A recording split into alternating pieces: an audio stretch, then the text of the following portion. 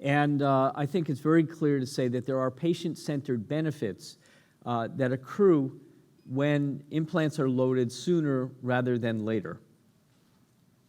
And I think it's our job as clinicians and in recommending treatment for our patients to figure out where on the scale of benefits and risks do the various loading protocols and patient benefits, how do we weigh those and how do we make some of those decisions?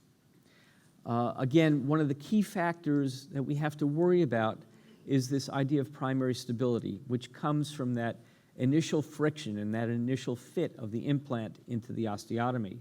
At the last Osstell symposium, I think Michael Norton gave a very good definition.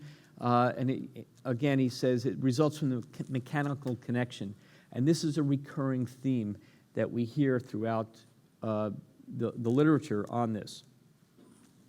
Dr. Ryojimbo said that good clinicians have to be able to balance sort of the carpentry of what we do, which is crude, because we like to think of ourselves as surgeons and having lots of finesse. But there is an element of carpentry to placing an implant, because obviously we're drilling a hole and we're placing a screw.